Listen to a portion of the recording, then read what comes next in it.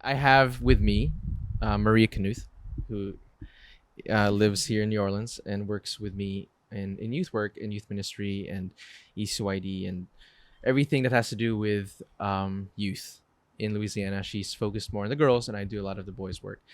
And we were thinking the other day, would it be cool to do one of these podcast episodes together and many other episodes in the future? Because we talk about family and youth and working with them a lot. And so she has way more experience than I. I don't know if that's true. But Uh, I feel honored to be on Father Jaime's show. it's not my well, no, it's not my show. Father It's not my show. Jaime's channel. Yes, it's my this is my outlet of ranting about how I wish we could all just be holy and build holy families, because that's the title. So That's one of my favorite topics. Let's be saints. yeah, that's at the end of the day, that's what we want to do anyway. From kids, from what was it? From cradle to the grave. Kind of why Our we goal exist. is Heaven. sanctity. Yeah. And just funny context. Today I was preaching about the kingdom of heaven. When Jesus says we have to be like little children to enter the kingdom of heaven. And I was like, how do I translate that into modern day language that's motivational? And I was like, wait, kingdom of heaven is basically a spiritual way of saying home, right? And I go, yeah, because kids know where home is, and they know what home should be, right? Especially the like babies or young kids, they know what they want. It's very simple, and they always want to go home, and they see dad and mom as home. And many times we in our spiritual lives we like running away. We like experimenting or experiencing many things outside, but at the end of the day, like our souls long for that home, which is heaven, and holiness kind of leads us to that. So Beautiful. so anyway, today we are not at the beach. As you see, looks kind of tropical behind us. We're actually in the city at Maria's house, and we want to talk about, or I'd love for you to share first who you are and what you do, and then we're gonna touch on the topic of parenting approaches that you've seen over the years, kind of what's worked, what's not worked, and kind of just picking your brain because you know a lot. We won't cover everything now, but we'll try to fit it in the time we have. So Awesome. all floor is yours. Awesome. Well, I am, Father. I'm one of the consecrated women of Regnum Christi, and I've been consecrated 23 years. Okay. And most of that time, I've been engaged in pastoral work with adolescents in some way or other. Yeah. If it be with ECYD, if it be in the classroom, if it be forming and accompanying others who are working in ECYD. So 20 plus years with working with adolescents. So you kind of learn a lot, see a lot. That's 20 years. That's a long time. Yeah, it makes me kind of feel It's like old, twice but, twice my experience. I don't know. I never wanted to work with kids until they just threw me into the mix of youth work, and I love it. And I'm still at it, so that's great. 20 years. It's a gift, and I think through that time, you just see I've seen so many different kids from so many different cultures, different ages, different families, different everything. Yeah. And every kid's such a gift. So I think whenever you talk about parenting and any type of approach of how you're forming, educating, the basis is just looking at the gift of that person in front of you. Yeah, that's powerful. It's beautiful. Is it easy for parents to see that, as you worked with parents, or is it easy for like even a formator or a youth director or someone who works with the youth? Because I'm kind of begging the question, because what happens is, especially when you're in a school setting or you're in a club setting or a youth ministry setting, there's so many kids, right? And to recognize them as a gift in the deep sense of the term gift probably isn't easy. No, I don't think it's easy. So how do we do it? I think it might even be more challenging for parents. When a baby is first born, it's super clear that they're a gift. even in people's reactions, like Sure. like a baby can do no wrong, literally, quite literally, but also figuratively. Like everyone just like adores the baby, you That's know, true. it's beautiful. That's true. Then all of a sudden, like when you're a parent, it's like, wait, this is a gift. When you're like having to wake up at all through the night and Yeah. accompany them, or even in the toddler years, you know, when they're like running around. There's definitely moments where you have like these moments you're like, oh my gosh, this is such a gift and I love my life. And there are other moments where you're like, I don't, I don't. And how is this a gift? Yeah. Sounds like a cross, Yeah. but maybe cross is gift. And then adolescence, it's kind of, sometimes you feel like it's a gift. Sometimes you're like, can I just get through this life stage? But then I feel like you're missing out on a very beautiful moment of a kid's life. And I think it is a challenge for a youth minister, for a parent, for an educator, for a formator of young people to kind of keep a gaze of, this is a person in front of me and sacred ground and a gift, regardless of the kind of rebellious attitude, you know, or the silent treatment, or the moodiness of an adolescent girl, or just kind of the grunting of an adolescent boy, or the, you know, whatever it is that's coming on, to be able to look at them and just be like, remember, this is a person and we're being entrusted with a person made in the image and likeness of God, loved by them. Jesus gave his life for this person. So I definitely think it's challenging to keep that perspective, especially in the moments when it's, you know, when there's difficulties or challenges or like friction in the relationship, or where you're sometimes just left, I don't know what to do. Yeah. I mean, that's especially when they enter their adolescent years, where that's not cool anymore, or mom's just naggy and we want to run away, you know, mentally. You know, some kids want to run away physically and not be at home and want to be out all the time, and they can't really hang out with their parents because, you know, and those are phases, right? We always we have those life stages where the closeness or the accompaniment levels change and develop. But maybe kind of a follow-up question as we get into this topic now is, how do you, or what have you seen that parents can do to actually navigate in this, keeping the gift alive, keeping the gift present, and probably especially when it's not easily seen or recognized? And you said, I don't know if you said this during the podcast or before, but like that's kind of your expertise, like the teen years or adolescent years. Yeah, that's where I've spent most time with, is in that age group. Yeah. And definitely more experience with the girls, but some things are kind of universal just for teens, just kind of expressed differently for guys or girls. I'll add stuff for the guy's perspective, but I think it's a growing awareness and kind of just a backdrop to be looking at every person like that. I think because I come from more like a pedagogical, so like kind of an educational approach, kind of in looking at who is this person called to be and helping them become more of what they already are.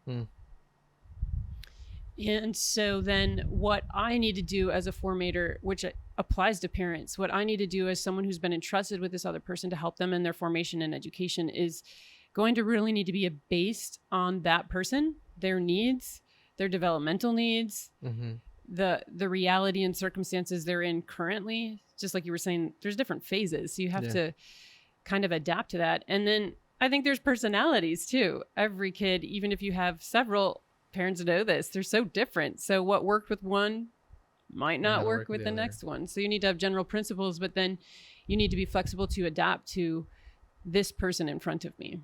Yeah. Yeah. It's something that came to mind. You're just talking is, I come from more, I'm not really a pedagogue. It's more like I just jump in. That's a fun word, Father. Pedagogue. Pedagogue. Yeah. I'm a experience-agog. So, but it's a very specific, very practical that I learned when I started with working with youth, is the power of the name. The power of the name. Like learning when you meet a kid for the first time and you learn their name, and the next day you call them again and you're like, hey John, or Mary or whatever, Joseph. Um but then you start individuating. Is that a word? Individualizing. When you start like realizing this is who he or she is, and they're not just part of the crowd. This person has.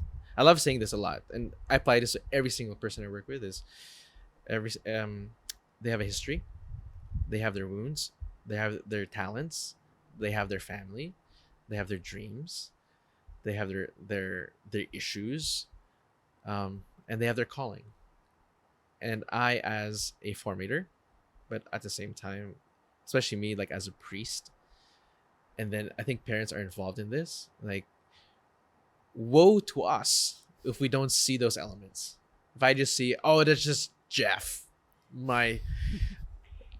Sorry, but when I hear Jeff, I think like 50-year-old people. Sorry, to all the young Jeffs out there, I still Father appreciate you, but loves you and appreciates yeah, you. but like, it's not just, oh, my kid who's a mess. No, it's my kid who probably is a mess, but he also has his dreams and he's good at other things. And I as someone who's more advanced in experience and in years, I can guide them. But Something I like to think about, Father, with that is, how you were talking in the beginning about this all about holiness and sanctity.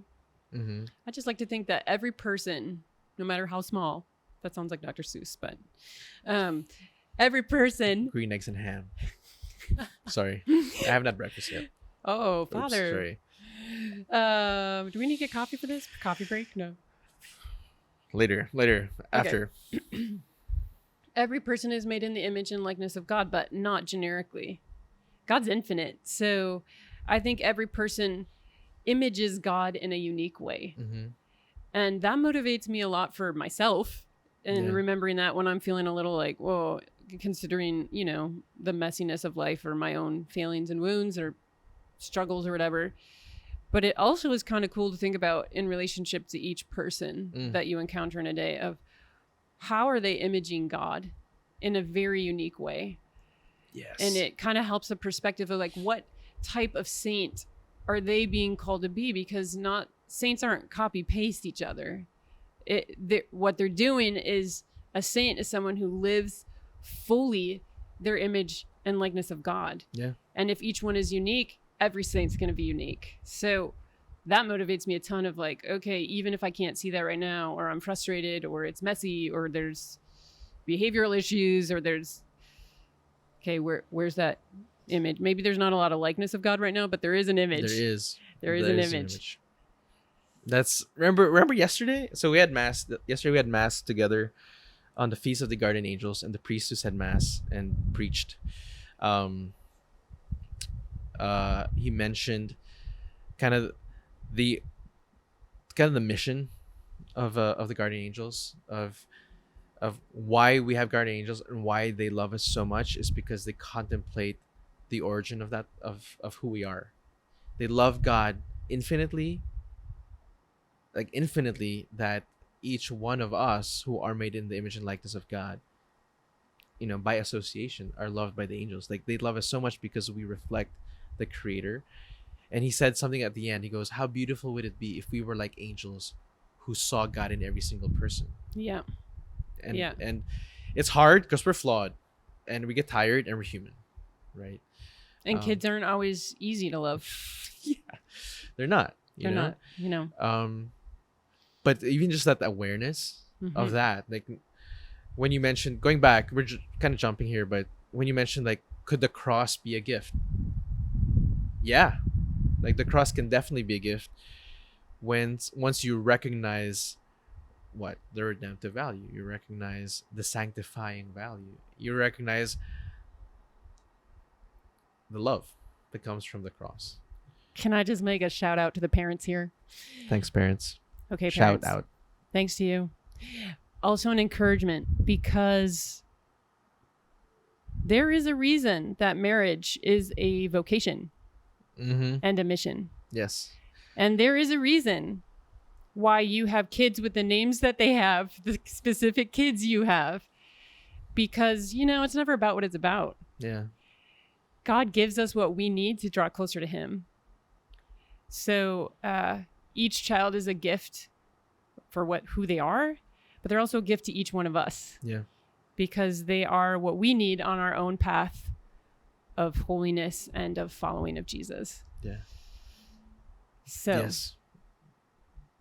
Total onward. agreement. Yeah, and really, like we're like the cheerleaders of parents or coaches. I don't know coaches, but more like Support. We're here to support team. Right? We're here to support you. Yeah. And one dad, in a very funny way, he goes, "Father, you have it so easy. You come and visit my house, and you hang out with my kids and all of us, and you all make a mess, and because like the kids bring out their Nerf guns and their Legos, and we have a lot of fun, and then he goes, and then you just leave." Yeah, and then I'm like, I've been doing for 20 years adolescent work, and they never grow up because I always have more adolescents. So pros and cons. Yeah, but then you appreciate what they do, and you realize it is a vocation, it is a calling. It's definitely and I a love calling. Recognizing the fact that the whole sense of collaboration amongst vocations, like parents and priests and consecrated, and like we're all in this together. And those who haven't watched or listened to I think 2 episodes prior with Father Jason Smith That was a great I one. did, when he speaks about your married vocation is not just on your wedding day. Like the sacrament of marriage is not just what happens on your wedding day, but what happens. You might hear garbage truck in the background. Sorry, New Orleans. But the sacrament of marriage is not just on your wedding day. It's every single, like the living out of your married life from the beginning till the end. That's what the sacrament is. And so, yeah, there will be crosses, but it's all part of life. There'll be joys, right? There will be Good Fridays and there will be Easter Sundays. Just like in our vocation, like, priesthood and consecrated life isn't easy. You know this more than I, right?